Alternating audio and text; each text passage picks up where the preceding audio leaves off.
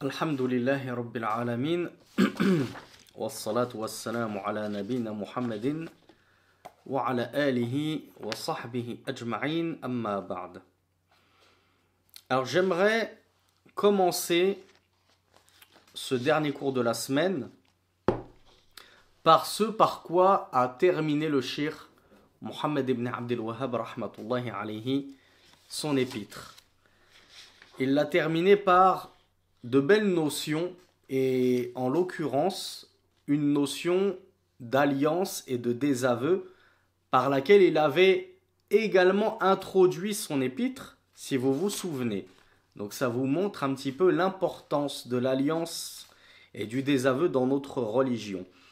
Et si on l'a esquissé en 2-3 mots, eh bien on va légèrement en dire plus présentement.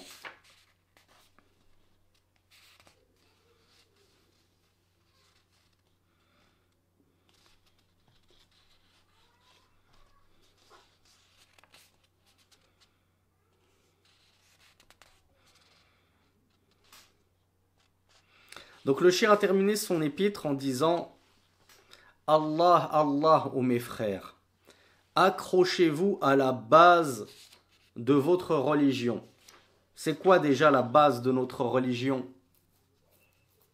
La prière, la bienfaisance envers les parents. Voilà, bravo. La base de notre religion, c'est le monothéisme. C'est at-tawhid. C'est la saine croyance en l'unicité d'Allah subhanahu wa ta'ala dans sa seigneurie, dans son droit à l'adoration, donc dans sa divinité, et dans ses noms et ses attributs. Donc accrochez-vous, nous dit le cheikh, à la base de cette religion. Son premier et son dernier. La première chose de la religion et la dernière chose de la religion, c'est at-tawhid. Voilà pourquoi vous entendez des savants dire at-tawhidu awwalan. Wa at-tawhidu awwalan wa akhiran. Le tawhid en premier. Et on dit même plus, le tawhid en premier et en dernier. On commence avec le tawhid. Et comment on finit notre vie, mes frères et mes sœurs? Sur quoi on est censé finir notre vie? Et par quoi on est, par quoi on est censé clôturer toutes nos œuvres? Alors plus précisément que le tawhid. Bravo, par ash-shahada. C'est censé être la dernière parole que tu dis avant de rendre l'âme. Et qu'est-ce que la shahada si ce n'est le tawhid? Qu'est-ce que la shahada si ce n'est la ilaha illallah? Ashhadu an la ilaha illallah. J'atteste qu'il n'y a d'autre Dieu qu'Allah. J'ai commencé avec le tawhid, j'ai vécu toute ma vie sur le tawhid et je meurs sur le tawhid. Donc le cheikh nous dit que le tawhid c'est vraiment la base de tout. C'est la quintessence de notre religion. Comprenez donc son sens, aimez-le, aimez-le ce tawhid, aimez cette shahada, aimez cette parole la ilaha illallah. Le cheikh se plaignait et déplorait qu'il y a, ou plutôt c'est Cheikh Fawzan, comme on le verra, qui déplorait qu'il y a de nombreuses personnes qui n'aiment pas réciter fréquemment la shahada, l'attestation de foi. C'est limite pour eux une corvée qu'ils ne disent que dans le tashahhud parce que c'est obligatoire. Mais comment se fait-il qu'une parole aussi belle, aussi grandiose, aussi puissante, aussi magnifique, on ne la récite pas bien plus souvent qu'en dehors de nos tashahhud dans la prière? Donc le cheikh Muhammad ibn Abdul Wahhab nous dit aimer cette parole et aimer les adeptes de cette parole. Qui sont les adeptes de cette parole?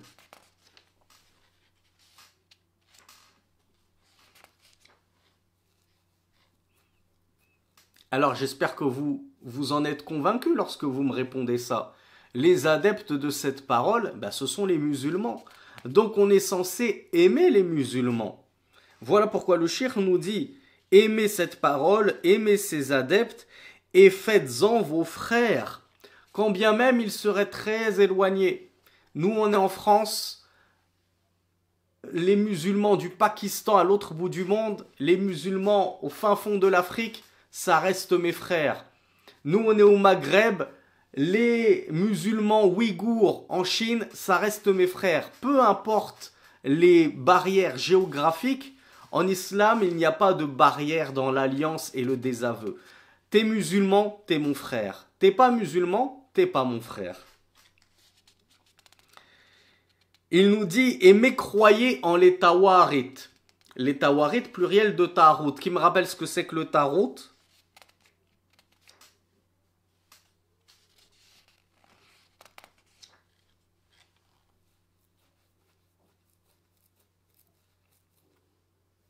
Alors, on me dit idole, on me dit fausse divinité.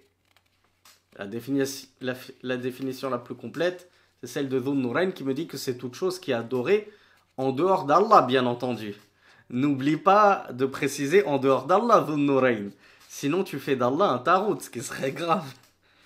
Donc, le tarout, c'est tout ce qui est adoré en dehors d'Allah et qui en plus agrée cela. Donc, le shir nous dit, on doit mécroire au tarout.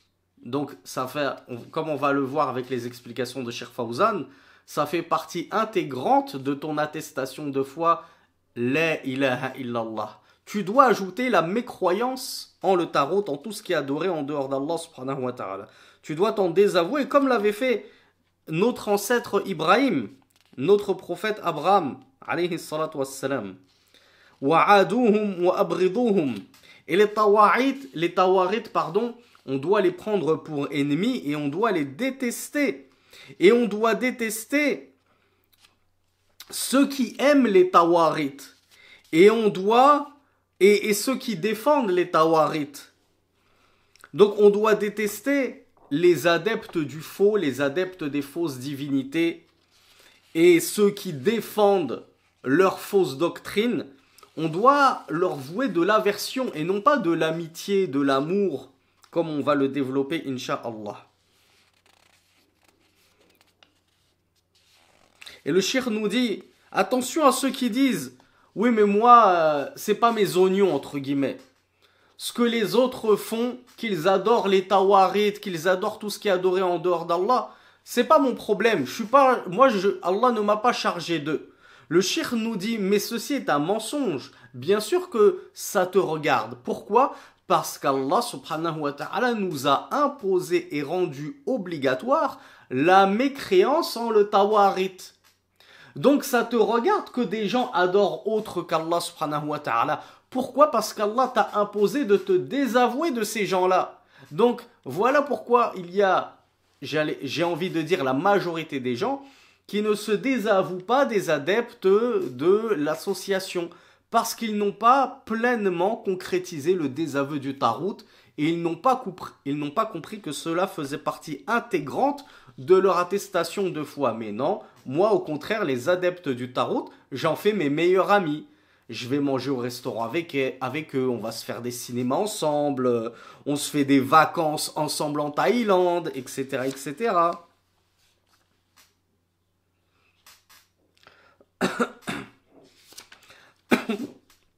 Donc le shir nous dit, Allah nous a au contraire chargé de nous désavouer du tarout et de ses adeptes et de mécroire en eux quand bien même ils seraient nos frères ou nos fils. Qui a un verset en tête, situé vers la fin du Coran, dans Surat Al-Fath, Surat Al-Mujadila, pour vous aider le plus possible. Al-Mujadila, celle qui dispute, qui a un verset qui nous prouve que quand bien même ce seraient nos frères, c'est-à-dire nos frères germains, nos enfants, nos véritables parents, à partir du moment où ce sont des adeptes du tarout, nous devons nous désavouer d'eux.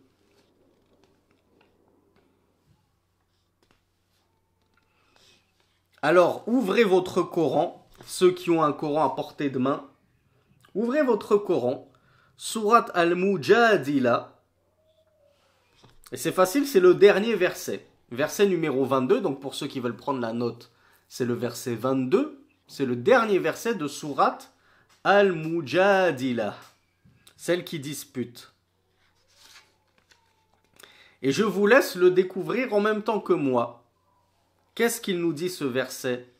لا تجد قوما يؤمنون بالله واليوم الآخر يوادون من حاد الله ورسوله ولو كانوا آباءهم أو أبناءهم أو إخوانهم أو عشيرتهم أولئك كتب الله في قلوبهم الإيمان أولئك كتب الله الإيمان في قلوبكم. J'ai un petit trou là parce que je vous le lis de tête.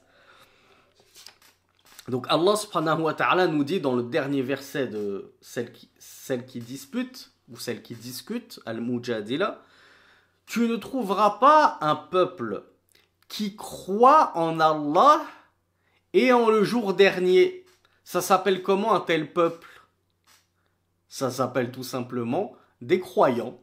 Tu ne trouveras pas des mu'minoun, tu ne trouveras pas des croyants, donc qui ont cru en Allah, qui ont cru en la vie future, en le jour dernier, qui vont aimer. Yuwadun, c'est ça, al-wad, c'est l'amour, c'est l'affection que je voue à quelque chose ou à quelqu'un.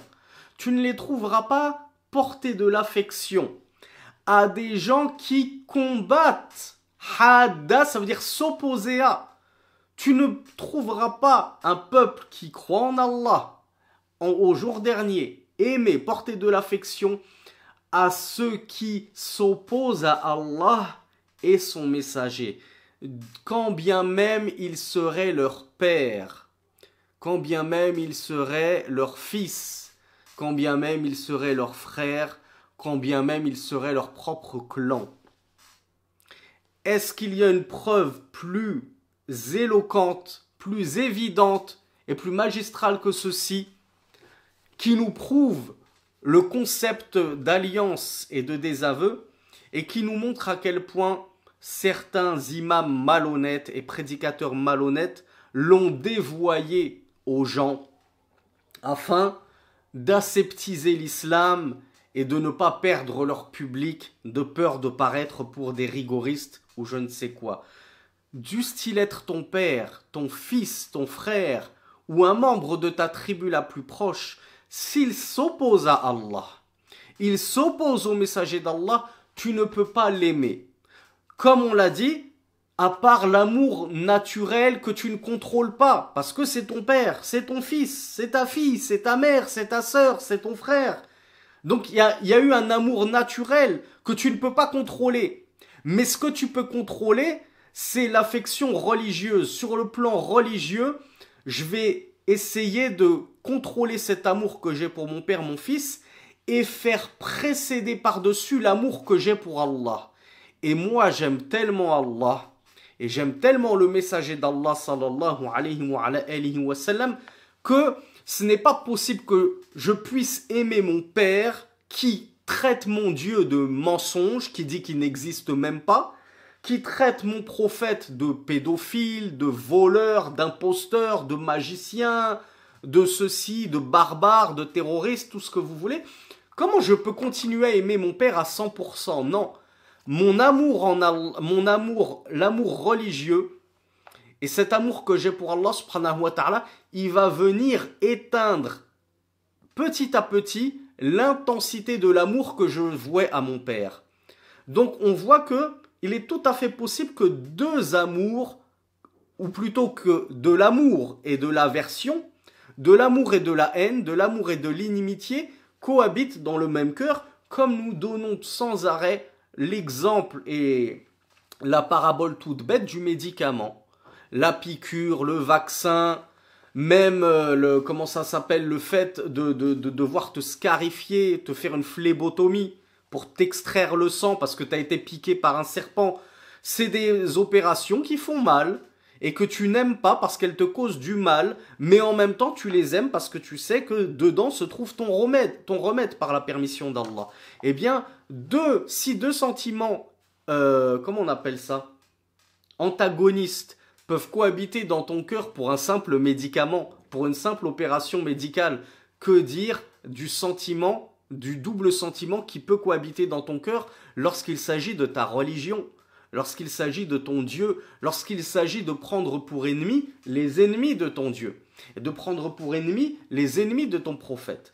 Et là, je vais vous demander de tous me répondre, de faire l'effort de me répondre le plus sincèrement possible, si ton meilleur ami même, on va même parler de ton meilleur ami, on va même pas parler d'un inconnu, ton meilleur ami, il insulte tous les jours ta mère de prostituée, alors que ta mère, elle est irréprochable, c'est une femme chaste, etc. Et là, chaque fois, il dit ta mère, c'est une prostituée, pendant que tu vas à l'école, à la fac, elle reçoit des hommes chez toi et elle se donne comme ça à plusieurs hommes en même temps et elle fait telle et telle pratique écœurante et abjecte.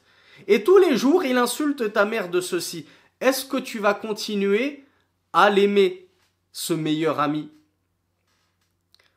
Vous allez tous me dire, non seulement je ne vais plus continuer à l'aimer, non seulement ce ne sera plus mon meilleur ami, mais ce ne sera plus mon ami tout court. À la limite, au début, je vais prendre ça pour de la rigolade, je vais dire il me charrie, il me taquine, parce que malheureusement, la génération des 2000, pour eux, c'est de l'humour. Pour eux, c'est rigolo de traiter la maman d'un ami de prostituée. C'est devenu un jeu, c'est devenu une marque d'affection, les FDP et j'en passe et des meilleurs. Mais quand tu vois qu'au final il est sérieux et qu'il insiste tous les jours et qu'il insiste et qu'il ébruite ça à tout le monde et à tout le collège et à tout le lycée et à tout le voisinage et qu'après ta maman elle a une réputation comme ça à cause de lui, tu vas continuer à l'aimer, à l'apprécier? Ça c'est juste quelqu'un qui insulte ta mère que nous embrassons au passage fraternellement et que nous demandons à Allah de préserver, vos chères mamans.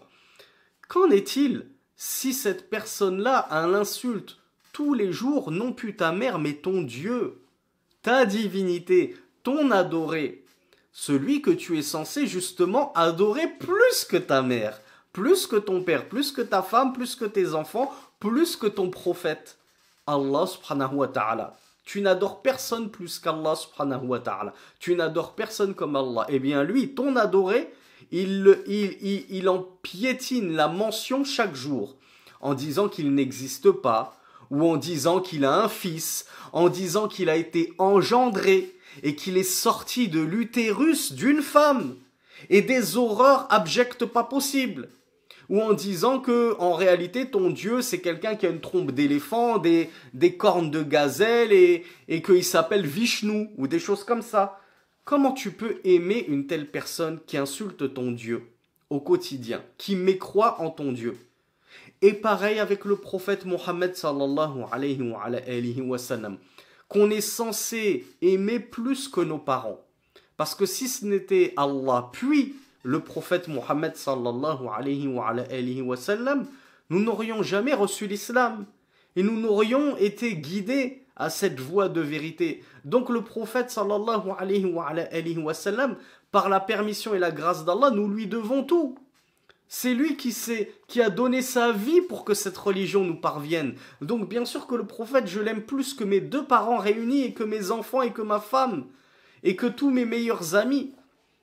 Donc si je n'accepte pas que mon meilleur ami insulte ma mère, que dire de prendre pour ami quelqu'un qui insulte ton Dieu, qui insulte ton prophète? Et comme je vous le disais dans un cours, même s'il ne l'insulte pas de manière, comment on appelle ça, directe et explicite, eh bien il l'insulte de manière implicite et indirecte. Lorsque tu lui dis, eh bien, viens avec moi à la mosquée prier Allah, et qui te dit, ben moi j'y crois pas, non, j'y crois pas moi Allah. Mais qu'est-ce que ça veut dire j'y crois pas à Allah? T'es en train de me dire que du coup moi je suis en train d'adorer du vent, c'est ça que t'es en train de me dire? Si tu ne crois pas en mon Dieu, ben du coup qu'est-ce que tu penses de ce que je fais moi? Qu'est-ce que tu penses de ma religion? Qu'est-ce que tu penses de cette prière que je vais aller faire à la mosquée? Selon ton opinion, en réalité, tu penses que je suis en train de me fatiguer pour rien et que je suis en train d'adorer du vent parce que j'adore quelqu'un qui n'existe pas, c'est ça? Et qu'est-ce que tu penses de ce prophète dont je te parle? eh ben tu penses que c'est un menteur, c'est ça? Bah oui, si ce n'était pas ça qu'il avait comme croyance dans le cœur, ben il y aurait adhéré, tout simplement. Est-ce que ça bug chez beaucoup de personnes? Parce qu'il y a eu deux personnes et ça continue à bugger ou ça va mieux?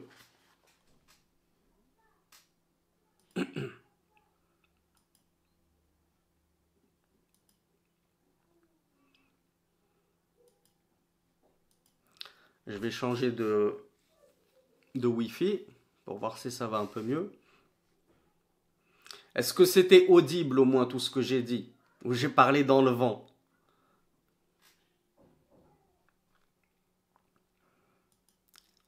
Alors est-ce que ça va mieux là?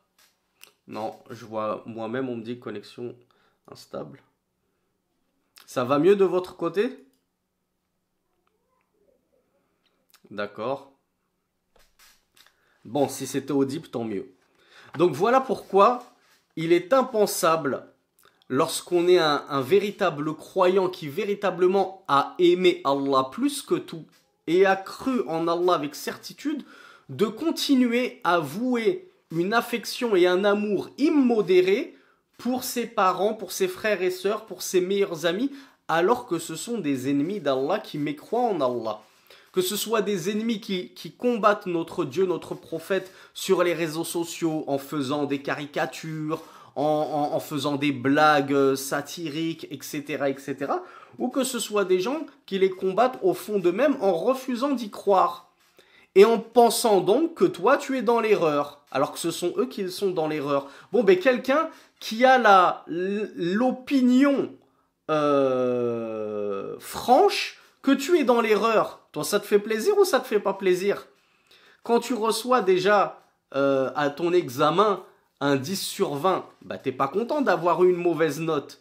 Là, c'est pas 10 sur 20, c'est comme si ton père, ton ami, ta femme, cet infidèle te disait, en termes de aqidah, de croyance, de dogme, t'as eu 0 sur 20. T'es en train d'adorer un Dieu qui n'existe pas.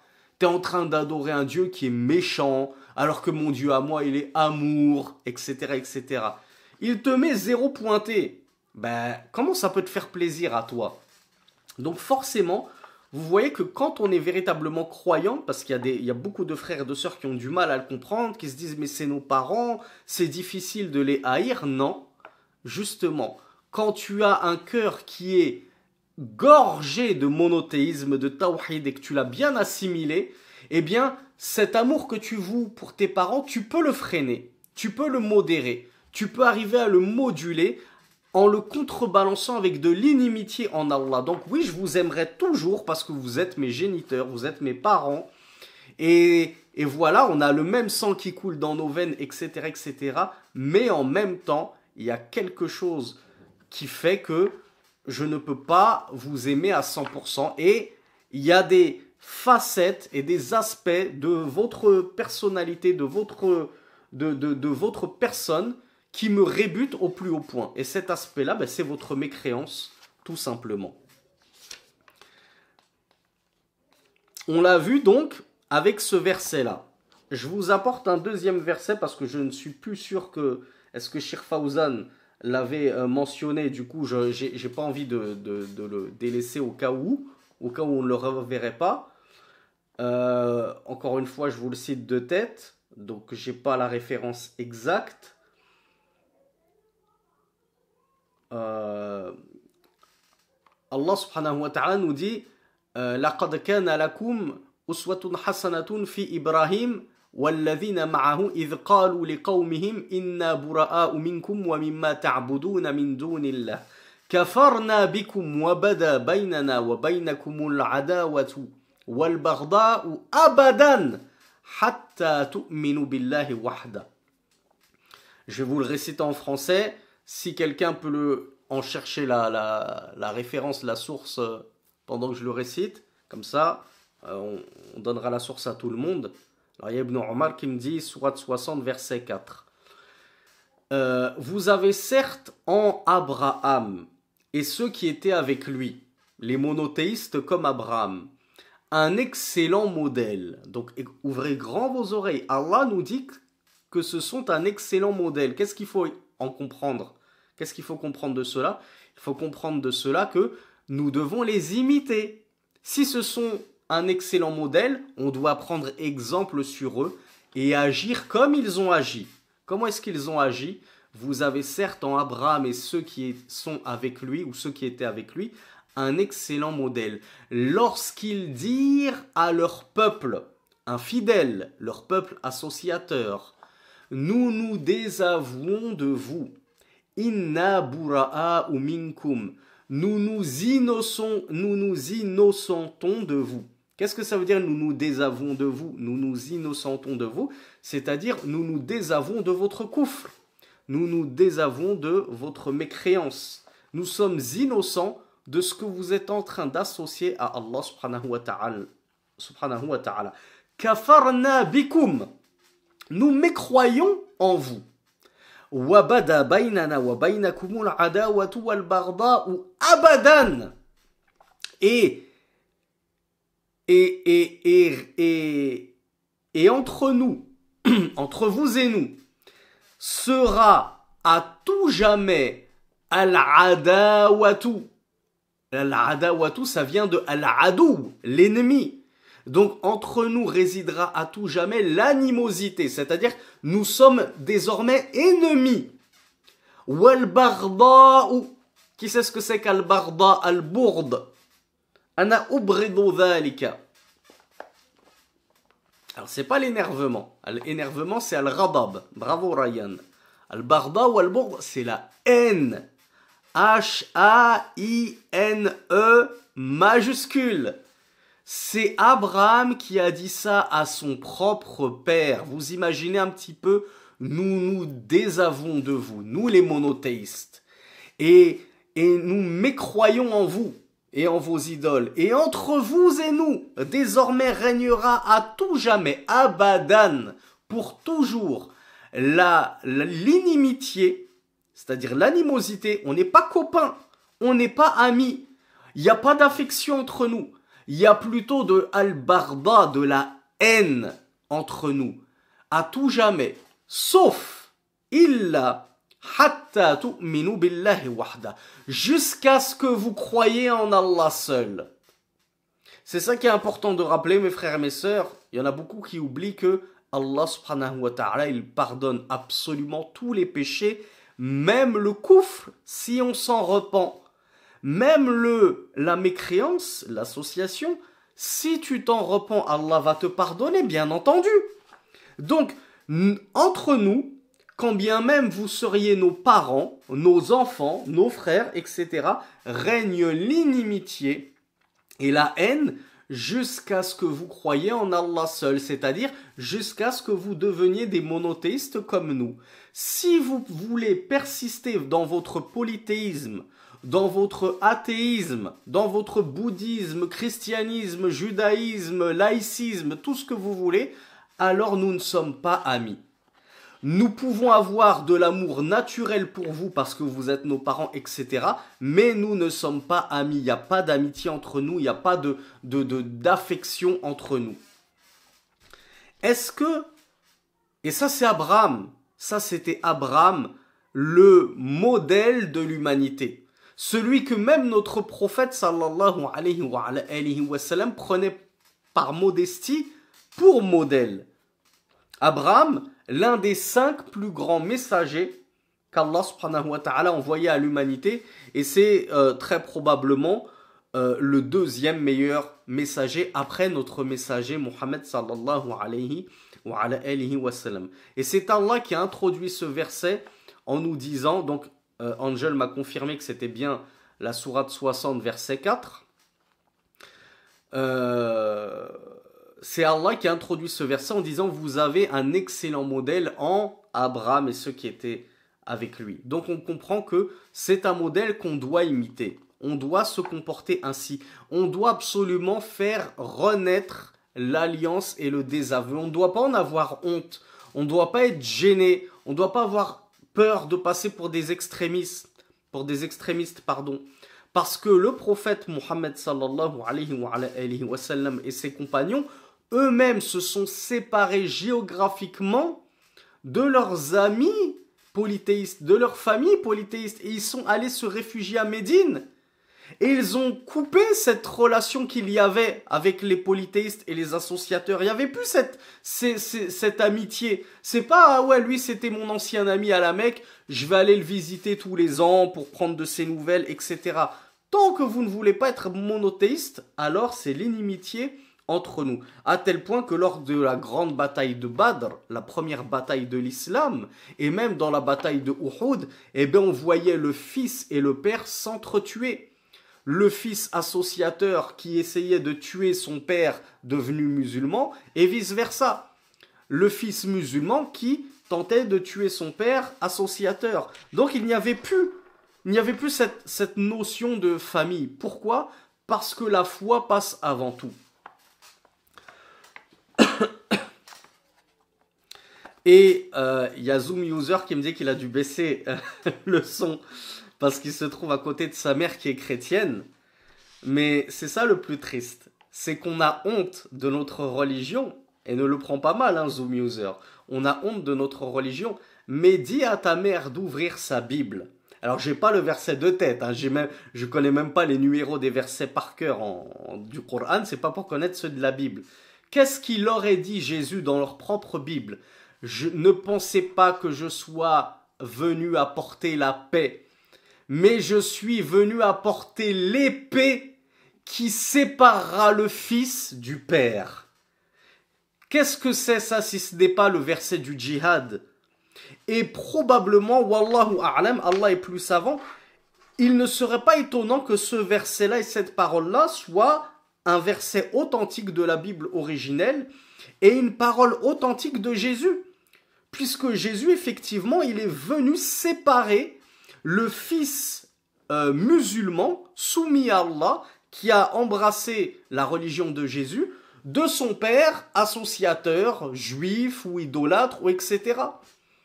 Donc Jésus, il est venu séparer le vrai du faux, comme tous les prophètes. Et il est donc venu séparer les musulmans qui l'ont suivi, tout comme Moïse est venu séparer les musulmans qui l'ont suivi, des peuples impies et infidèles. Alors Ryan, Allahumma barik, m'a carrément apporté la source. C'est gentil Ryan, merci Angel aussi. On me dit que c'est Matthieu, chapitre 10 et verset 34. Donc Zoom User, n'hésite pas à prendre cette référence, Matthieu, chapitre 10, verset 34. Et tu le montreras à ta mère. Si tu lui diras, ben regarde, en fait, dans ta Bible, Jésus lui-même, il est dit qu'il est venu apporter l'épée pour mener le combat, al-jihad, la lutte, comment on appelle ça, la guerre sainte, jusqu'à séparer le fils du père, séparer des familles.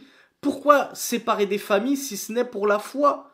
Un mécréant ne peut plus résider avec un croyant. Il faut se séparer à un moment. D'où la hijra. Et d'où la nécessité de la hijra, de l'émigration.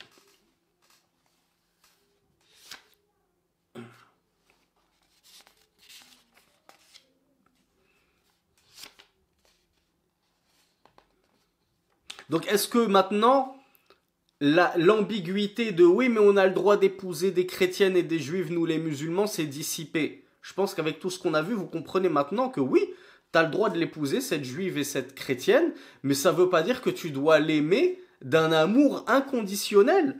Tu l'aimes charnellement, tu la désires, c'est ta femme, tu l'aimes amoureusement, mais religieusement parlant, tu devras toujours nourrir de l'inimitié pour elle à cause du paganisme qui siège dans son cœur.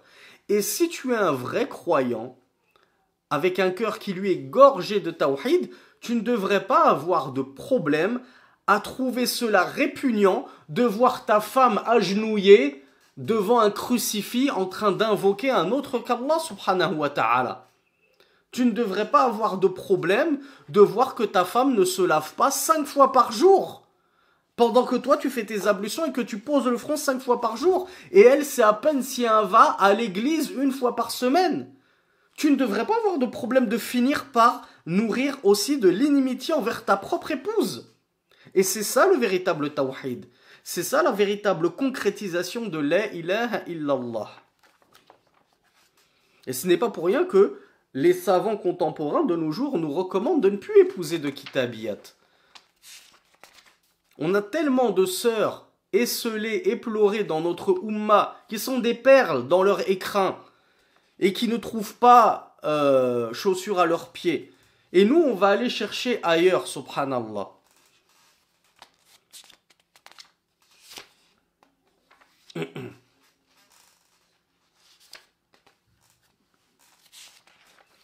Alors, ainsi se termine réellement l'épître de Cheikh Mohammed ibn Abdel Wahhab, rahmatullahi alayhi.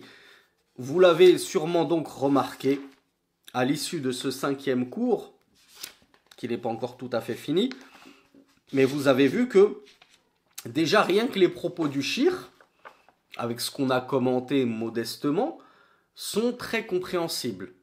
On n'a pas forcément besoin de rajouter en plus l'explication de Cheikh Fawzan. On a déjà pas mal expliqué les aspects un petit peu compliqués et ambigus, comme justement le concept d'alliance et de désaveu, mais on va revenir en arrière, on reprend depuis le début, et on va prendre uniquement quelques passages avec ce qu'on a fait comme commentaire le Cheikh Salih Al-Fawzan, hafidhahullah. Déjà, l'introduction de Cheikh Salih Al-Fawzan, hafidhahullah, je l'ai beaucoup aimé. Qu'est-ce qu'il nous dit, le Cheikh? Qu'Allah nous le préserve. Il nous dit: la parole La ilaha illallah est une parole immense, cependant qu'elle est légère sur la langue, mais elle est immense dans la balance. On a donné son poids. Qui se souvient du poids de la shahada?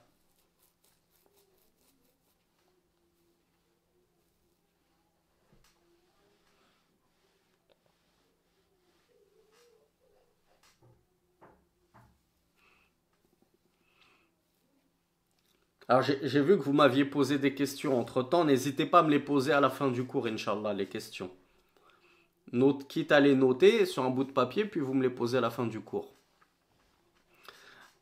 Voilà, bravo.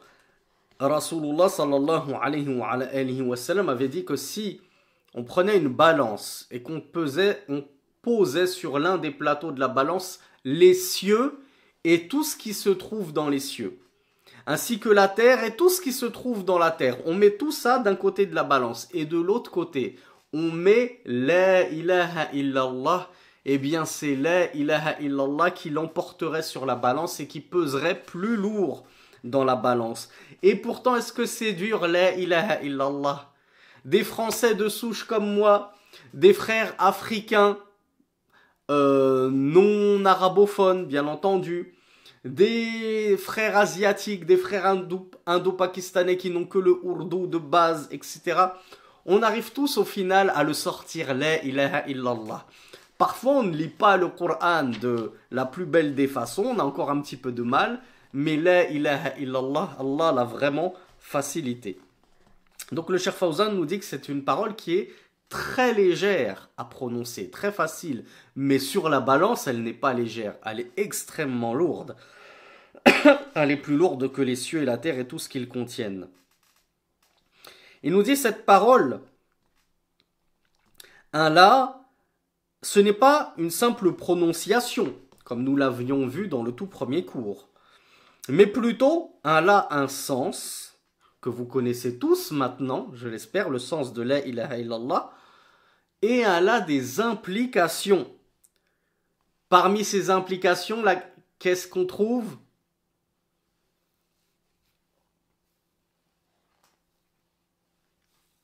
Bravo Angel.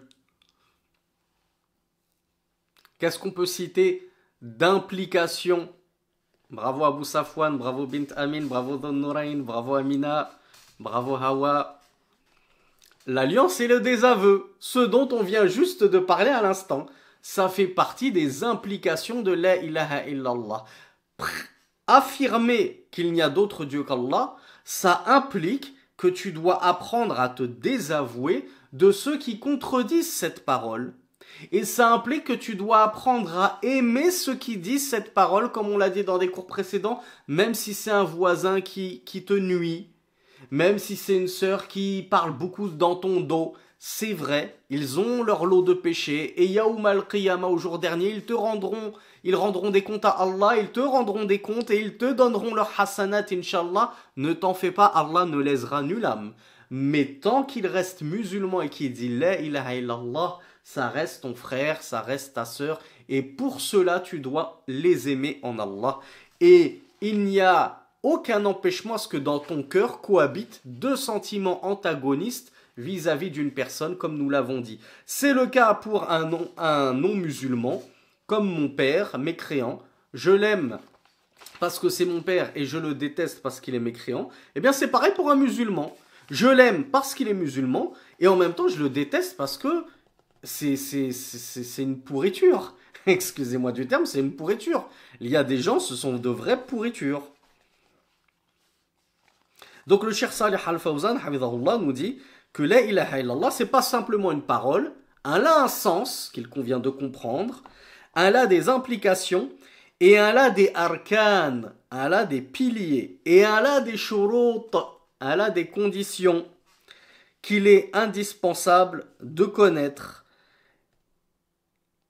Et si la seule chose qui était attendue de la ilaha illallah, c'était sa prononciation, eh bien alors n'importe qui la dirait deviendrait alors musulman, tel que les hypocrites, comme nous l'avons vu dans les propos du Cheikh Mohammed ibn Abdel Wahhab, rahmatullahi alayhi.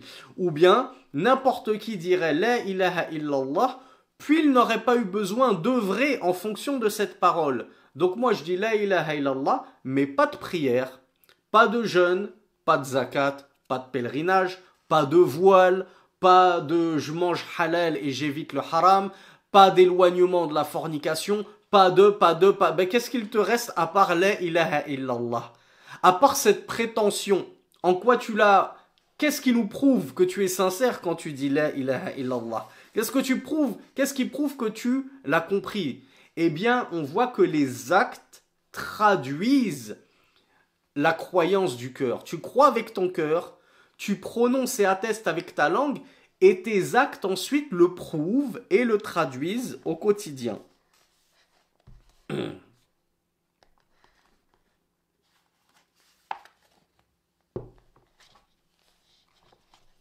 Donc le Cheikh Fawzan nous dit, cette parole la ilaha illallah ne servira et ne sera d'aucun bénéfice à celui qui l'a dit sans la comprendre et sans agir en conséquence, comme nous l'avons vu avec l'exemple des hypocrites. Le Cheikh Mohammed ibn Abdel Wahhab, rahmatullahi alayhi, nous avait dit que la parole du tawhid, elle a plusieurs noms, si vous vous souvenez. On avait dit kalimatu taqwa, la parole de piété, al-urwatul wuthqa, l'anse la plus solide. On a dit qu'on allait apporter justement les adillah. Parmi ceux-ci, notez le verset 256 de sourate Al-Baqarah. Sourate la vache, deuxième sourate du Coran, verset 256, Allah Azza wa Jal nous dit فَمَنْ يَكْفُرْ بِالطَّاغُوتِ وَيُؤْمِنْ بِاللَّهِ فَقَدْ اسْتَمْسَكَ بِالْعُرْوَةِ الْوُثْقَى لَا انْفِصَامَ لَهَا وَاللَّهُ سَمِيعٌ عَلِيمٌ. Quiconque mécroit au Tarout et croit en Allah a certes saisi l'anse la plus solide qui ne connaît point de fissure, et Allah est parfaitement audient et savant. Le Cheikh Fawzan nous dit yakfur bit-tarout wa yu'min billah. Alors, lorsqu'Allah nous dit il a certes saisi l'anse la plus solide, on voit donc bien que ici c'est le tawhid qui est voulu. Pourquoi c'est le tawhid? Parce qu'Allah nous a dit man yakfur bit-tarout, celui qui mécroit en le tarout, wa yu'min billah, et il croit en Allah. Pourquoi je dis que c'est le tawhid ça? Ça vous fait penser à quoi? Cette façon de présenter les choses.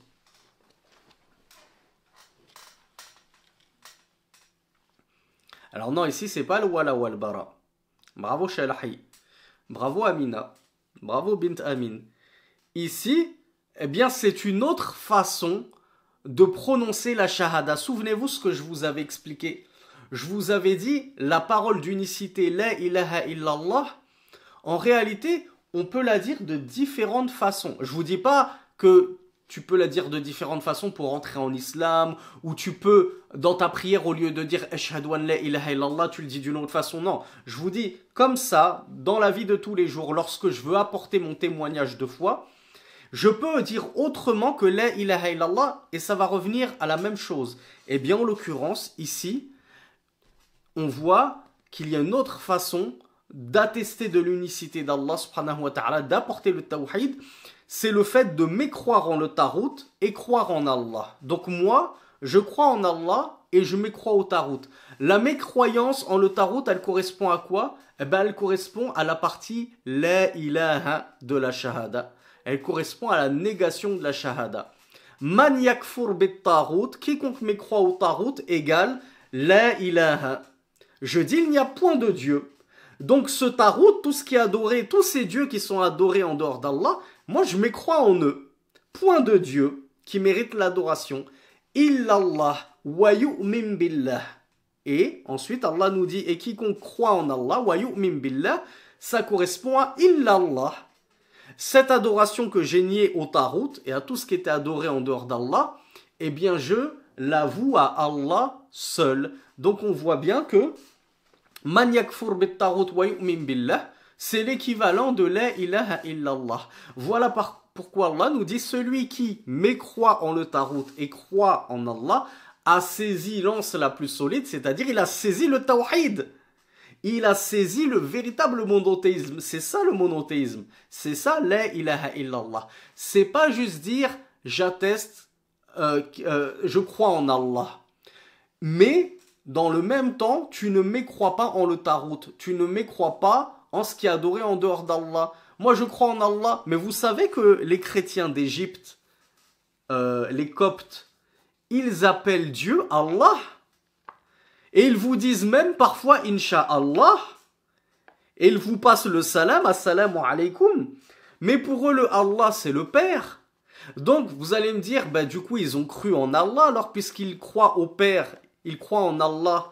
Sauf que oui, ils croient en Allah. Et en même temps, ils ne mécroient pas en le tarout. Et ils vont attribuer d'autres divinités avec Allah. Ils vont lui attribuer un fils. Ils vont lui attribuer un Saint-Esprit, ils vont se mettre à faire des invocations à des saints, etc., etc. Donc on voit que il ne suffit pas juste d'affirmer qu'on croit en Allah. Les Juifs également vont dire, mais nous aussi on croit en Allah. Donc du coup on a concrétisé le tawhid. Ben regardons, le tawhid il a deux composantes, la ilaha illallah. Toi tu as dit la deuxième partie de la shahada. Illallah, tu crois en Allah. Donc tu as apporté l'affirmation. Mais est-ce que la négation, tu l'as apportée? La négation, c'est quoi? Al-kufr bit-tarout. Renier tout ce qui est adoré en dehors d'Allah. Est-ce que toi, tu as renié tes rabbins qui te légifèrent ta religion en dehors d'Allah? Ils te disent ça, c'est haram. Et alors tu crois réellement que c'est haram, alors que dans ta Torah, c'est pourtant écrit halal. Mais il te dit, suis ce que je te dis moi. Délaisse la Torah. Et toi, tu le suis. Ah bah, tu n'as pas mécru le tarout. Au contraire, tu es en train d'adorer un tarout.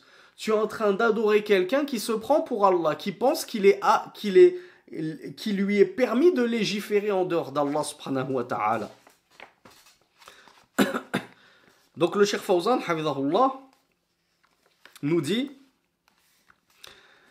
que la parole de Tawhid, c'était comme on l'avait vu de Cheikh Mohammed ibn Abdel Wahhab, la parole qui fait scission entre le kufr et l'islam. C'est la parole qui distingue entre la mécréance et l'islam. Quiconque l'a dit donc en connaissance de sens et en œuvrant avec ses implications devient musulman. Et quiconque, alors c'est vous qui allez me dire, il y a trois façons du coup de dire, il y a trois façons de ne pas être musulman. Quelles sont ces trois façons de ne pas être musulman par rapport à la shahada, par rapport à la ilaha illallah?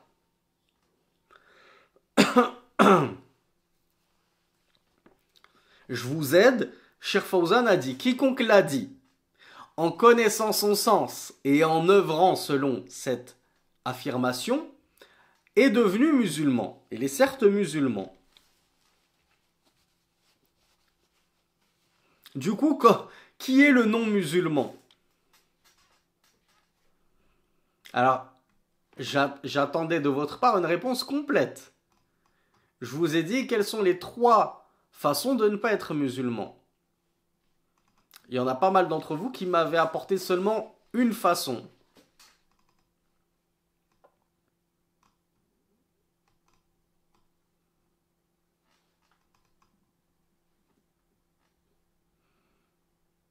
Abdel Wahhab, il m'a apporté 2 fois la même au départ.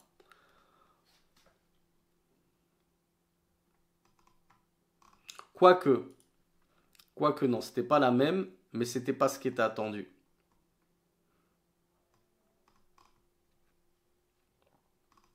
Alors, il y en a beaucoup qui ne m'ont apporté que les 2 dernières, alors que la première, c'est la plus logique et la plus évidente. Alors, je vous dis la première parce que c'est celle qui vous est passée sous le nez, j'ai l'impression. Bah, c'est tout simplement, voilà, il y a B qui vient de me l'apporter, c'est tout simplement de ne pas la dire. N'oubliez pas ce qu'on a dit, ceux qui y croient comme Pharaon, comme certains juifs, ils croient en la ilaha illallah, mais par orgueil, ils ne veulent pas le dire. Donc, quiconque, premièrement, ne dit pas la ilaha illallah n'est pas musulman. Ou bien, il dit la ilaha illallah, mais il ne sait même pas ce que ça veut dire. Il n'en connaît pas le sens. Il n'est pas musulman. On va expliquer pourquoi. Et il dit la ilaha illallah. Il connaît le sens, comme Iblis, comme les associateurs justement de Quraysh auprès du prophète sallallahu alayhi wa sallam. Enfin, non, eux ils ne disaient pas la shahada. Prenez l'exemple de celui qui dit la ilaha illallah. Il connaît le sens, mais il n'œuvre pas selon cette shahada. Il sait ce que ça veut dire. Il prétend la ilaha illallah comme les munafiqun du temps du prophète Mohammed sallallahu alayhi wa sallam. Ils savaient parfaitement ce que ça signifiait, mais ils œuvraient selon le contraire de la shahada et ils continuaient à adorer des idoles. Pourquoi? Ça, c'est la question que je ne sais plus quel frère m'avait posée dès les premiers cours. Pourquoi est-ce que celui qui ignore ce que signifie la ilaha illallah n'est pas musulman? Parce que là, on pourrait commencer à avoir peur, là. On pourrait se dire, mais subhanallah, mais si on doit raisonner comme ça, mais 95% de nos familles sont mécréantes, alors, du coup, je suis le seul, en fait, de toute ma famille à être musulman. Parce qu'en fait, je suis le seul à faire l'effort d'étudier ma religion, de prendre des cours de tawhid, etc. À votre avis?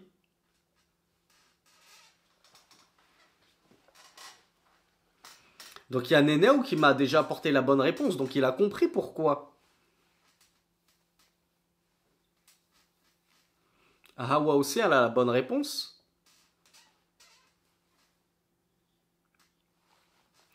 Alors comme il n'y a pas beaucoup de temps, on va y répondre rapidement pour développer. Cher Fawzan nous dit, alors moi je vais vous donner une parabole et vous allez trouver la réponse tout de suite. En plus, après on explique comment Cher Fawzan l'a expliqué. Je ne t'ai jamais appris les tables de multiplication. D'accord? Tu ne les as jamais appris, tu as été déscolarisé. On te prend à 7 ans, on te pose devant l'examen du bac de maths, bac scientifique en maths.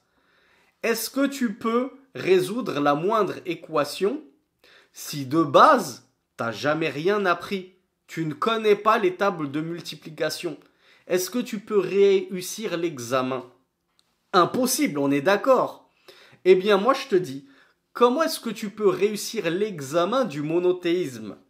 L'examen du tawhid, c'est quoi l'examen du monothéisme? L'examen du tawhid, c'est le fait de réussir dans ta vie à n'adorer qu'Allah seul et ne rien lui associer dans ton adoration. Comment peux-tu réussir cela si, de base, eh bien, tu ne sais pas ce que ça signifie la ilaha illallah? Tu n'as jamais appris ce que ça signifiait la ilaha illallah. Alors je vous rassure, il peut y avoir des cas exceptionnels. Il peut même y en avoir beaucoup. on a des personnes très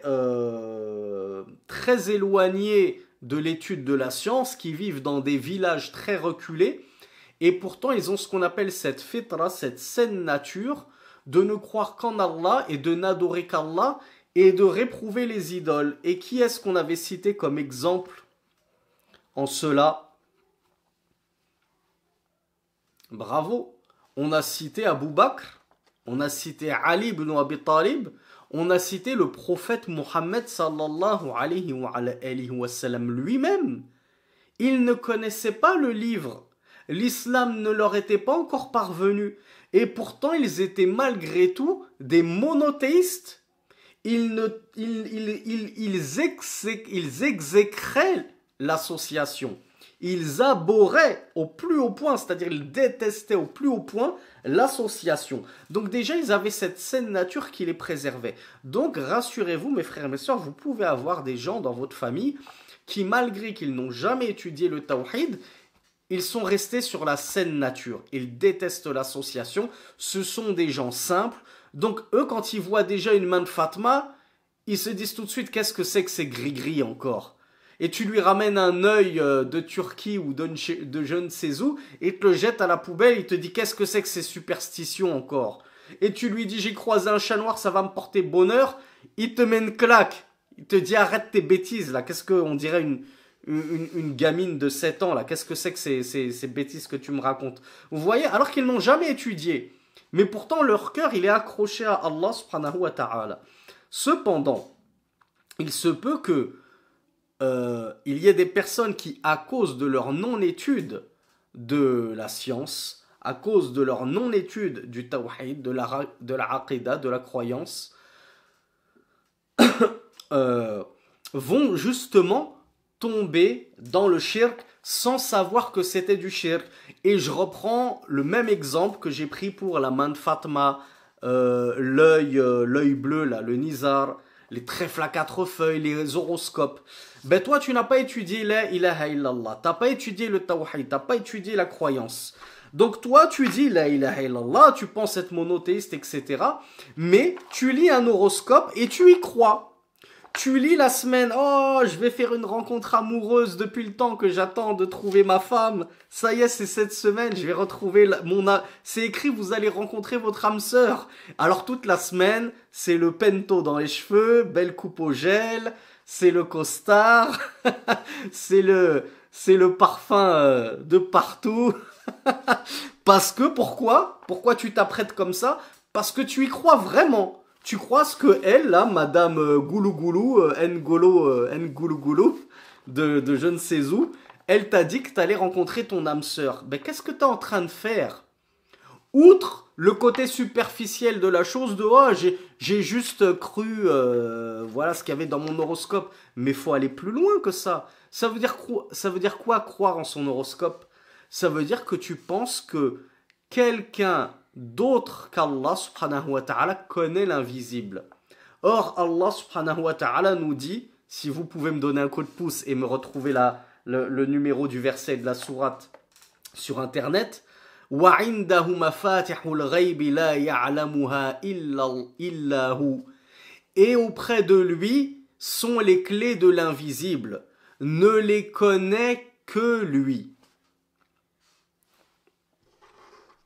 Et auprès de lui sont les clés de l'invisible. C'est-à-dire seul Allah connaît l'invisible, seul Allah connaît le futur, seul Allah connaît ce qui va t'advenir. Alors merci Soufiane.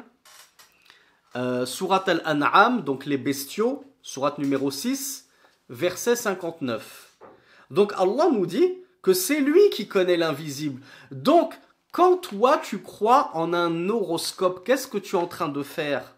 Eh bien, Rasulullah sallallahu alayhi wa sallam te dit ce que tu es en train de faire. Il te dit dans un hadith, quiconque va chez un devin et croit en ce qu'il lui dit, il a mécru en ce qui a été révélé à Muhammad. Il a certes mécru en ce qui a été révélé à Muhammad. Eh bien oui, sallallahu alayhi wa sallam, c'est totalement ça. Lorsque tu crois en ce que te raconte un devin, lorsque tu crois en ce qui est écrit dans ton horoscope, eh bien tu es en train de mécroire en ce qui est descendu à Muhammad sallallahu alayhi wa sallam. Comment ça?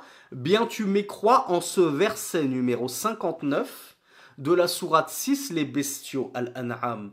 Puisqu'Allah te dit que c'est le seul qui détient les clés de l'invisible, ou auprès de lui se trouvent les clés de l'invisible. Et c'est le seul qui connaît ces clés de l'invisible. C'est le seul qui connaît l'avenir. C'est le seul qui sait ce qui va t'arriver plus tard. C'est le seul qui sait quand est-ce que tu vas te marier et si tu vas te marier.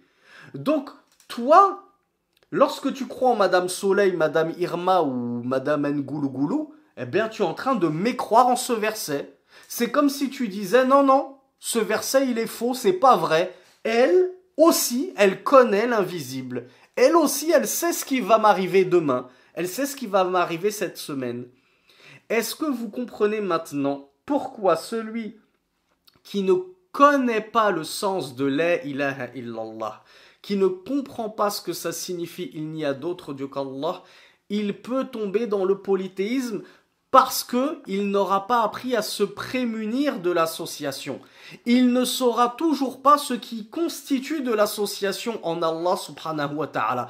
Il pense que le monothéisme, c'est juste de prétendre qu'il n'y a d'autre Dieu qu'Allah.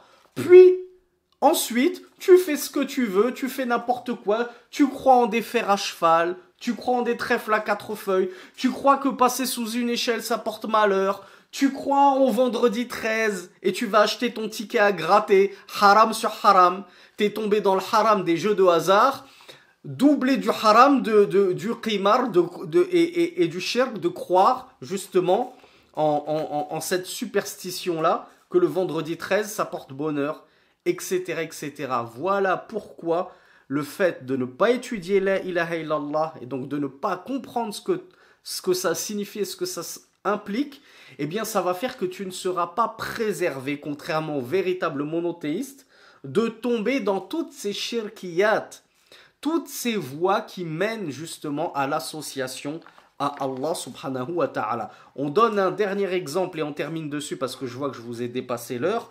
La main de Fatma, c'est même vous qui allez me le rappeler. Comment quelqu'un peut tomber dans l'association qui fait sortir de la religion à cause d'un simple bijou, une simple main comme ça en argent qu'il accroche autour de son cou ou autour de son rétroviseur?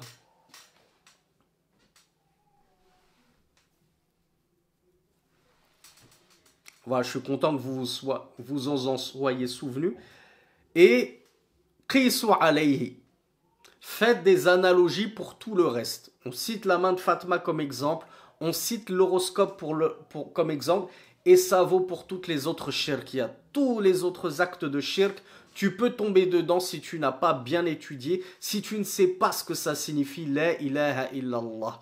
La ilaha illallah, qu'est-ce qu'on a dit? On a dit ça signifiait que seul Allah mérite l'adoration. Pourquoi est-ce que seul Allah mérite l'adoration? Parce que c'est lui le seul Seigneur. Et nul autre que le Seigneur mérite qu'on l'adore. Pourquoi? Parce que c'est lui qui a créé. Parce que c'est lui qui possède tout. Parce que c'est lui qui fait vivre et mourir. Parce que c'est lui qui pourvoit à la subsistance. Et la cinquième chose, c'est quoi? Qui nous la rappelle? Normalement, vous devriez tous me le rappeler en cœur. Non, c'est pas la royauté. C'est pas... Ça y est, je vous ai perdu là. Bravo Dhun-Nurayn. Bravo Mariama. Parce que c'est lui qui organise tout. C'est lui qui agence tout. C'est lui qui décide de ce qui va se passer. Donc c'est Allah qui va décider si demain tu vas faire un accident de voiture ou non. C'est Allah qui décide si, durant tes vacances au ski, tu vas te casser et briser les 2 jambes et tu finiras à vie sur un fauteuil roulant, qu'Allah vous en préserve, qu'Allah nous en préserve tous, ou non. C'est pas cette main de Fatma. Donc moi j'ai compris la ilaha illallah, donc cette main de Fatma, je n'en ai cure. Pour moi, c'est du charlatanisme. Moi je ne vois qu'un bout de métal dans cette babiole. Mais celui qui n'a pas compris la ilaha illallah, il ne va pas voir un bout de métal. Il va voir un objet mystique capable de le protéger. Et comme on a dit, il y a deux croyances qui sont gravissimes les deux, mais l'une étant pire que l'autre. La moins grave étant de penser que c'est Allah qui va te protéger grâce à cette main de Fatma, parce que tu as mis la main de Fatma sur le rétroviseur de ta voiture, ça, Allah il va protéger ta voiture. Et si tu l'avais pas, cette main de Fatma autour du rétroviseur, eh ben Allah ne protège pas ta voiture. Si tu la mets dans ta maison, Allah il protège ta maison des cambrioleurs. Et si tu la mets pas, ta maison elle est pas protégée. C'est écrit où dans le Coran? C'est écrit où dans la Sunna? Je t'aide parce qu'on n'a pas le temps, c'est écrit nulle part.